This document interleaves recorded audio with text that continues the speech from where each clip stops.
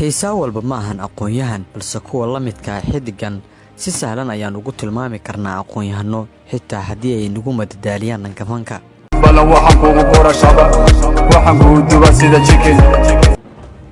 fanaaniinta raabka ku heesa ee soomaalida waxaa ku dhex jira fanaan wakhtigan masraxyada haysta oo ay u sii dheer tahay darajada uu ka gaaray dhanka waxbarashada maadaama uu dhowaan qaadan doono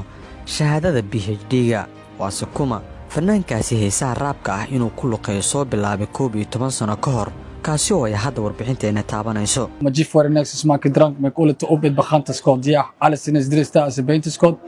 egada day falwa baasbayntis kood isagu waa Jesse Boy inta aan kula wadaagin xaqiiqooyin laga yaabo in aadan hore uga ogeyn fanaankan like sar muuqaalkan una share garay asxaabtaada kale ee Facebook si aan u helno saaxiibo wanaagsan sida adigoo kale ood ku maadsan tahay taageeradaada ila janqaadkaaga taariikhdan nolosha gabariyay baaldahaba ka kale koode tarabka tirsona riyadoodan hadee labade waxaa iska macquula inaad magaca Jesse Boy ku baraarugtay waqtiga dib ugu soo laabashadiisa saaxadda isagoo ku luqeynayo heesa raab ah oo qabsaday masraxyada qaybaha kala duwan ee dhalinyarada xiiseeyay heesaha qaabkaasi ahna ay heesihiisa ku wada jaasayaan ama fighter ashayu ka dhicina surwaalka ani waa ika waxaan taganahay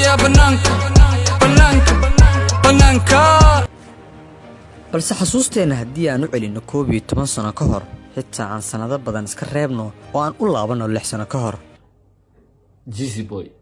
Jesse Boy sida aan horay idinkugu sheegayba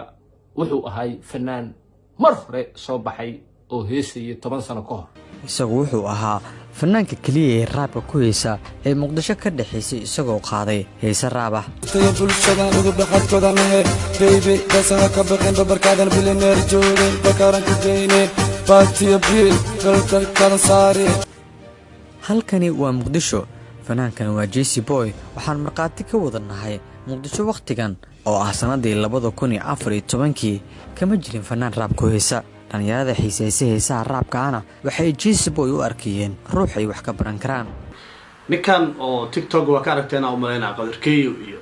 iyo ninka la yiraahdo Ken Arash iyo oo gadaashiisa taagan asoo heesay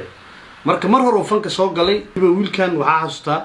ayada oo Soomaaliya hadda see tahay ayaan ahayn Muqdisho ayaan ahayn oo lisdab saarayo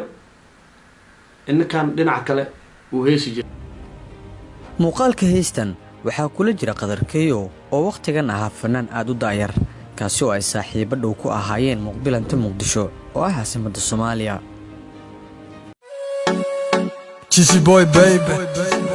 boqortooyada in the building ha ku fikirin waxyaabo kale tani waa halhayska fanaanka loo garnoogay Jesse Boy oo aan ahayn magaciisa dhabta ah oo ay waalidkiisu ula baxeen ama ugu qoran shahaadooyinkiisa waxbarashada balse sidee ayuu magacan ku baxay muxuu yahay magaciisa saxda ah ee ku qoran baasaboorkiisa magacayga waa Jesse Boy magacayga rasmiga waa Cabdiraxmaan Ali Xubey oo ku magac dheer AKA Jesse Boy wax kale tagu baxin dhowr mar hore uu soo hadlay marka waxa waaye magacaas wuxuu ii baxay wayna waa South Africa Cape Town so waxaan igu baxay waa Delivery Boy Jesse Boy markii uu fanka ku soo biiray ilaa iyo waqtigan si joogto ah uma uusan jira fanka balse waxa uu watay noloshiisa gaarka ah waxaana uu ahaa arday ka baxay jaamacad waqtiganna ku jira diyaarista masterkiisa labaad maraan hor dhigay su'aasha halkeebaad ku maqnayd waxa uu Jesse ugu jawaabay sidan Jesse Boy wax kale tumayso ku maqnaan wuxuu ku maqnaa was study waxbarasho ayaa ku maqnaay alxamdulillah shukr rabbil caalamiin hadda waxa isu gabagaboobay second master degree midka kood waa dhamaaday kii labaad hadda dhamaad ayuu maraya insha Allah taala waxaan rajaynayaa mustaqbalka after 3 years marka experience-gayga aan earning garayo inaan noqdo PhD degree PhD candidate dadoo ilaahay mahadin Jesse heesaha uu ku luqeeyo waa kuwa raabka ah fanaaniinta heesaha raabka ku luqeeyana waxaa iska caadi ah in saaxadda ay ku wada tartamayaan